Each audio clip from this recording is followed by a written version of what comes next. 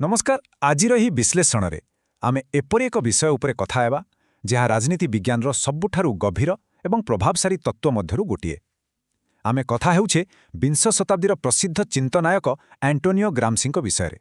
आश्चर्यर कथा हेउछि तांकर ही जुगान्तकारी तत्व कोनोसी आरामदायक लाइब्रेरी रे नुहे बरं इटालीर एक छत्रवादी शासक मुसोलिनीଙ୍କ समयरे कारागारर अंधकार भितरे लेखा जाइथिला।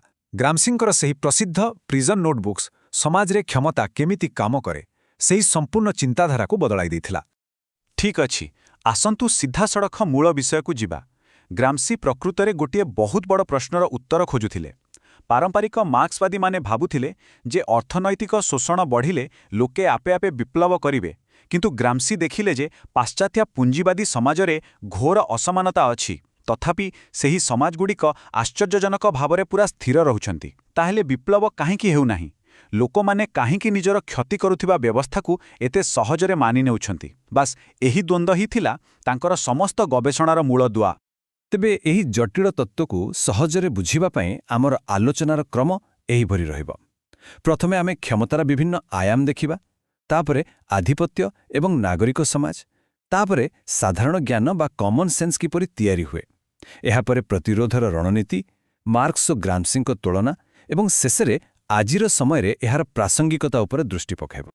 तेबे आरंभ करिबा हमर प्रथम प्रसंगरु क्षमतार आयाम अर्थात बाध्यता एवं सम्मतिर विश्लेषण। साधारणतः आमे जेतेबेले भी क्षमता शब्द शुणु आम मनकु सेना, पुलिस किंबा बड़ प्रयोगर चित्र ही आसे, किंतु ग्राम्सी बुझाइथिले जे क्षमताकू केवल फोर्स बा शारीरिक बल भावरे देखिबाटा संपूर्ण भूल, कारण कोनोसी भी शासक केवल भय देखाई बेसी दिन तिष्टि पारिब नाही। एबे एक बहुत आकर्षणीय कथा उपरे ध्यान देबा।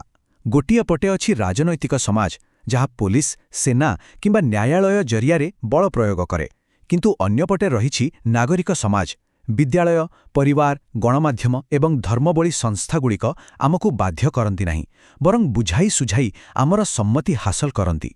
ग्राम्सीଙ୍କ मतरे वास्तविक क्षमता हेउछि एही बाध्यता एवं सम्मतिर एक चमत्कार मिश्रण। वर्तमान आमे द्वितीय प्रसंग को जिबा। आधिपत्य बा हेजिमनी एवं नागरिक समाज मिशी किपरि सम्मति हासिल करंती ताहा देखिबा।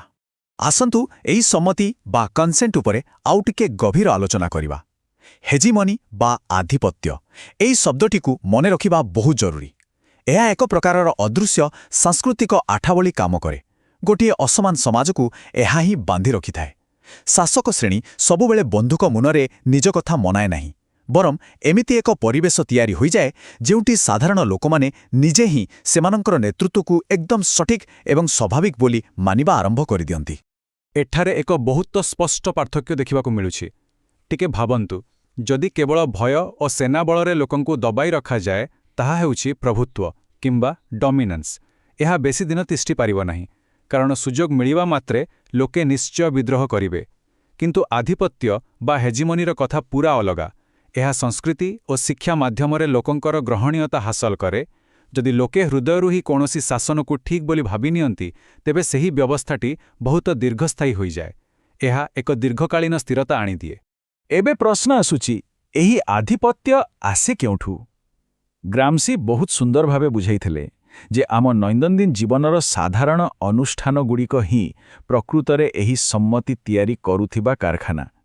आमे स्कूल रे कौन पढ़ुछे, परिवारु केउ संस्कार पाउछे, टीवी किंबा खबर कागजरु कौन देखुछे, एपरिकी आमर प्रिय सिनेमा किंबा खेल, ए सबु मिसी आमर चिंताधारा गढ़ी थांती।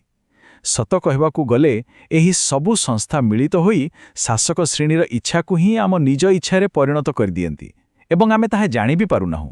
वर्तमान तृतीय प्रसंग को आसिबा साधारण ज्ञान बा कॉमन सेंस रूपायन। एठारे आमे देखिबा किपरि आमर स्वीकृति को निर्माण करा जाए। तेबे एठारे सबुठु गुरुत्वपूर्ण कथाटी होउछि एही साधारण ज्ञान। जेतेबेले समाजर विभिन्न संस्थागुड़िक गोटिए प्रकारर कथा बारंबार कुहंती ताहा एक सामाजिक सत्यरे परिणत होई जाए। एहा ही होउछि आधिपत्यर प्रकृत मनोवैज्ञानिक खेल। किछि निर्दिष्ट विश्वास आम पई एते साधारण होई जाए जे आमे ता उपरे प्रश्न उठाइबा बंद कर देउ। ଉଦାହରଣ ସ୍ୱରୂପ ଯଦି ଜଣେ ଗରିବ ଲୋକ ଦୃଢ଼ ଭାବରେ ବିଶ୍ୱାସ କରେ ଯେ ଧନୀମାନେ ନିଜ ପରିଶ୍ରମରୁ ଧନୀ ହୋଇଛନ୍ତି ଏବଂ ଗରିବ ହେବାଟା ମୋର ନିଜ ଦୋଷ, ତେବେ ସେ କେବେ ବି ସେହି ଶୋଷଣକାରୀ ଅର୍ଥନୈତିକ ବ୍ୟବସ୍ଥା ବିରୋଧରେ ସ୍ୱର ଉତ୍ତୋଳନ କରିବ ନାହିଁ, ଆଉ ଏହା ହିଁ ହେଉଛି ସେହି ବ୍ୟବସ୍ଥାର ସବୁଠାରୁ ବଡ଼ ବିଜୟ। ଏହି ପୂରା ପ୍ରକ୍ରିୟାକୁ ଏକାକାଠି ବାନ୍ଧି ରଖିବା ପାଇଁ ଏକ ମେଣ୍ଟର ଆବଶ୍ୟକତା ଥାଏ। ଗ୍ରାମ୍ସି ଏହାକୁ ଐତିହାସିକ ଗୋଷ୍ଠୀ କିମ୍ବା ହିଷ୍ଟୋରିକାଲ ବ୍ଲକ୍ କହୁଥିଲେ। ଟିକେ ଧ୍ୟାନ ଦିଅନ୍ତୁ, ଏଥିରେ ବଡ଼ ବଡ଼ ବ୍ୟବସାୟୀ, ରାଜନେତା, ଧାର୍ମିକ ଗୁରୁ ଏବଂ ଗଣମାଧ୍ୟମ ଏମାନେ ସମସ୍ତେ ଏକାଠି ହୋଇ ଗୋଟିଏ ସମାନ ବିଚାରଧାରାକୁ ସମର୍ଥନ କରନ୍ତି। ଯେତେବେଳେ ରାଜନୀତି, ଅର୍ଥନୀତି ଓ ସଂସ୍କୃତି ସବୁ ମିଶି ଗୋଟିଏ ସ୍ୱରରେ କଥା କୁହନ୍ତି, ସେତେବେଳେ ସେହି ସାମାଜିକ ବ୍ୟବସ୍ଥାଟି ପଥର ପରି ମଜବୁତ ଏବଂ ସ୍ଥିର ହୋଇଯାଏ। ଆଚ୍ଛା, এই ବ୍ୟବସ୍ଥାକୁ ଚଳାଇ ରଖେ କିଏ? ଏଠାରେ ବୁଦ୍ଧିଜୀବୀମାନଙ୍କର ଭୂମିକା ବହୁତ ବଡ଼। ଗ୍ରାମସି ଦୁଇ ପ୍ରକାରର ବୁଦ୍ଧିଜୀବୀଙ୍କ କଥା ଉଲ୍ଲେଖ କରିଛନ୍ତି।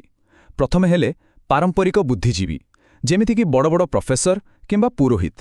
ଏମାନେ ଦେଖିବାକୁ ଖୁବ୍ ନିରପେକ୍ଷ ଲାଗନ୍ତି, କିନ୍ତୁ ପ୍ରକୃତରେ ସମାଜ ଯେମିତି ଚାଲିଛି ତାକୁ ହିଁ ପରୋକ୍ଷରେ ସମର୍ଥନ କରନ୍ତି।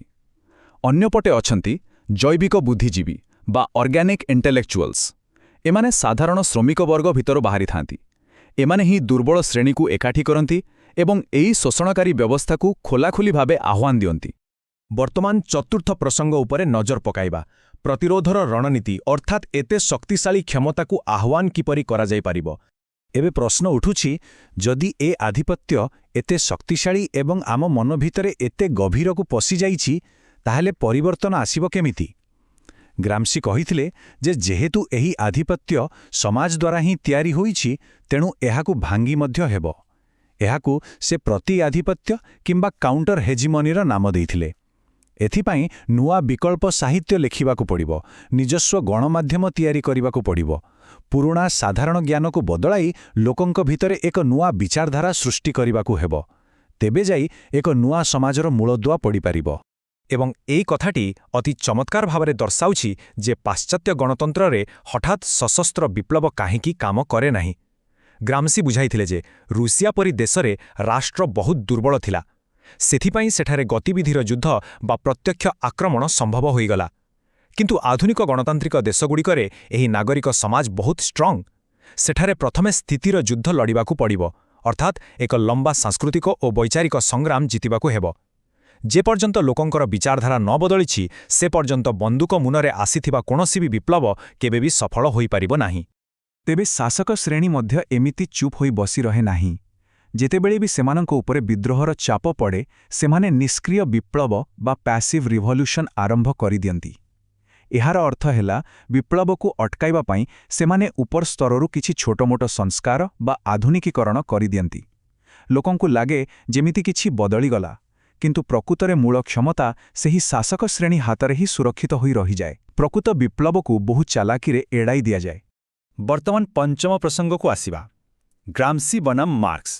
ଆସନ୍ତୁ ଦେଖିବା ଏହି ଦୁଇ ବିଚାରଧାରା ଭିତରେ ତାତ୍ତ୍ୱିକ ସମନ୍ୱୟ କିପରି ହୋଇଛି। ଗ୍ରାମ୍ସି ନିଜେ ଜଣେ କଟ୍ଟର ମାର୍କ୍ସବାଦୀ ଥିଲେ, ତାହା ସତ। କିନ୍ତୁ ଏହି ତାଲିକାଟି ଦେଖିଲେ ଆମେ ସ୍ପଷ୍ଟ ଜାଣିପାରିବା ଯେ ସେ କାର୍ଲ ମାର୍କ୍ସଙ୍କ ମୂଳ ତତ୍ତ୍ୱକୁ ବହୁତ ଆଗକୁ ନେଇଯାଇଥିଲେ। ମାର୍କ୍ସଙ୍କ ପାଇଁ କେବଳ ଅର୍ଥନୀତି ହିଁ ସବୁକିଛି ଥିଲା। ତାଙ୍କ ମତରେ ଅର୍ଥନୈତିକ ସମସ୍ୟା ବଢ଼ିଲେ ଆପେ ଆପେ ବିପ୍ଳବ ଆସିବ। କିନ୍ତୁ ଗ୍ରାମ୍ସି ଦେଖାଇଦେଲେ ଯେ କେବଳ ଅର୍ଥନୀତି ଯଥେଷ୍ଟ ନୁହେଁ, ସଂସ୍କୃତି ଏବଂ ବିଚାରଧାରା ମଧ୍ୟ ସମାନ ଭାବେ ମହତ୍ତ୍ୱପୂର୍ଣ୍ଣ। ସେ ଦୃଢ଼ ଭାବରେ କହିଥିଲେ ଯେ ବିପ୍ଳବ ପାଇଁ ଖାଲି ଶ୍ରେଣୀ ସଂଗ୍ରାମ କଲେ ହେବ ନାହିଁ, ତା ସହିତ ନାଗରିକ ସମାଜ ଭିତରେ ଗୋଟେ ଲମ୍ବା ବୈଚାରିକ ଲଢ଼େଇ ମଧ୍ୟ ଲଢ଼ିବାକୁ ପଡ଼ିବ। ଆମେ ବର୍ତ୍ତମାନ ଶେଷ ପ୍ରସଙ୍ଗରେ ପହଞ୍ଚିଛେ, ଆଜିର ସମୟରେ ଏହି ତତ୍ତ୍ୱର ପ୍ରାସଙ୍ଗିକତା ଏବଂ ଏହାର ସମାଲୋଚନା। ଯେକୌଣସି ତତ୍ତ୍ୱକୁ ସମ୍ପୂର୍ଣ୍ଣ ରୂପେ ବୁଝିବାକୁ ହେଲେ ଆମକୁ ଏହାର ସମାଲୋଚନା ବିଷୟରେ ମଧ୍ୟ ଜାଣିବାକୁ ପଡ଼ିବ। ଅନେକ ଗବେଷକ ମାନନ୍ତି ଯେ ଗ୍ରାମ୍ସିଙ୍କର ଏହି ହେଜିମୋନି ବା ଆଧିପତ୍ୟର ଧାରଣା ଏତେ ବ୍ୟାପକ ଯେ ତାକୁ ସଠିକ୍ ଭାବେ ମାପିବା କିମ୍ବା ପ୍ରମାଣ କରିବା ବହୁତ କଷ୍ଟକର। ଆଉ କିଛି ମାର୍କ୍ସବାଦୀଙ୍କ ମତରେ ସେ ଅର୍ଥନୀତିକୁ ପଛକୁ ଠେଲିଦେଇ ସଂସ୍କୃତି ଓ ବୁଦ୍ଧିଜୀବୀମାନଙ୍କ ଉପରେ ଅଧିକ ଫୋକସ୍ କରିଦେଇଛନ୍ତି। ତାଛଡ଼ା ଏହି ତତ୍ତ୍ୱ ଏକ ଦର୍ଶନ ତ ଦେଉଛି, କିନ୍ତୁ ପ୍ରକୃତରେ ବିପ୍ଳବ କେମିତି ହେବ ତାହାର କୌଣସି ସ୍ପଷ୍ଟ ପ୍ରାୟୋଗିକ ରୂପରେଖା ବା ରୋଡମ୍ୟାପ୍ ପ୍ରଦାନ କରୁନାହିଁ। ତେବେ ଏବେ ଆମେ ଦେଖିବା ଯେ ସମାଲୋଚନା ସତ୍ତ୍ୱେ ଏହି ତତ୍ତ୍ୱ ଆଜିର ଏକବିଂଶ ଶତାବ୍ଦୀରେ କେମିତି କାମ କରୁଛି। ସତ କହିବାକୁ ଗଲେ ଗ୍ରାମ୍ସିଙ୍କ ବିଚାର ଆଜି ଆହୁରି ଅଧିକ ଜୀବନ୍ତ ଲାଗୁଛି। ଟିକେ ଦେଖନ୍ତୁ, ଆଜି ଗଣମାଧ୍ୟମ ଏବଂ ଆମ ସ୍ମାର୍ଟଫୋନ୍ରେ ଥିବା ଆଲଗୋରିଦମ୍ ଆମର ମତ କେମିତି ଗଠନ କରୁଛନ୍ତି। ରାଜନୈତିକ ଦଳଗୁଡ଼ିକ ଖାଲି ଭୋଟ ମାଗୁନାହାନ୍ତି, ସେମାନେ ଏକ ପ୍ରକାରର ବୈଚାରିକ ନେତୃତ୍ୱ ନେବାକୁ ଚେଷ୍ଟା କରୁଛନ୍ତି। ବଡ଼ ବଡ଼ ବିଜ୍ଞାପନ ଆମକୁ ଶିଖାଉଛନ୍ତି ଆମେ କିପରି ବଞ୍ଚିବା ଦରକାର। ଏହିସବୁ ଦିନଦିନ ଘଟଣାବଳୀ ଭିତରେ ଗ୍ରାମ୍ସିଙ୍କ ଆଧିପତ୍ୟ ତତ୍ତ୍ୱ ହିଁ ନୀରବରେ କାମ କରୁଛି। ଆମେ ଏହି ବିଶ୍ଳେଷଣର ଶେଷ ଭାଗରେ ଆସି ପହଞ୍ଚିଛେ। ତେବେ ଶେଷ କରିବା ପୂର୍ବରୁ ଗୋଟିଏ ଗଭୀର ପ୍ରଶ୍ନ ଉପରେ ଟିକେ ଚିନ୍ତା କରିବା ଆବଶ୍ୟକ। ଆମର ଯେଉଁ ଦୃଷ୍ଟିକୋଣ ବା ଯାହାକୁ ଆମେ ଆମର ନିଜସ୍ୱ ସାଧାରଣ ଜ୍ଞାନ ବୋଲି ଭାବୁଛ, ସେଥିରୁ ପ୍ରକୃତରେ କେତେ ପ୍ରତିଶତ ଆମର ନିଜର, ଆଉ କେତେ ଅଂଶ ଆମର ସ୍କୁଲ, ଗଣମାଧ୍ୟମ ଏବଂ ସମାଜ ଦ୍ୱାରା ବହୁ ଚତୁରତାର ସହ ନିର୍ମାଣ କରାଯାଇଛି। ଗ୍ରାମ୍ସିଙ୍କର ଏହି ବିଶ୍ଳେଷଣ ନିଶ୍ଚିତ ରୂପେ ଆମକୁ ଆମ ଚାରିପାଖର ଦୁନିଆକୁ ଏକ ସମ୍ପୂର୍ଣ୍ଣ ନୂଆ ଏବଂ ସମାଲୋଚନାତ୍ମକ ଦୃଷ୍ଟିକୋଣରୁ ଦେଖିବାକୁ ବାଧ୍ୟ କରେ। ଆଶା କରୁଛୁ କ୍ଷମତା ଏବଂ ସମାଜ ଭିତରେ ଥିବା ଏହି ଅଦୃଶ୍ୟ ସମ୍ପର୍କ ବିଷୟରେ ଏକ ସ୍ପଷ୍ଟ ଧାରଣା ମିଳିପାରିଥିବ। ଆଜି ପାଇଁ ଏତିକି। ସମୟ ଦେଇଥିବାରୁ ଧନ୍ୟବାଦ।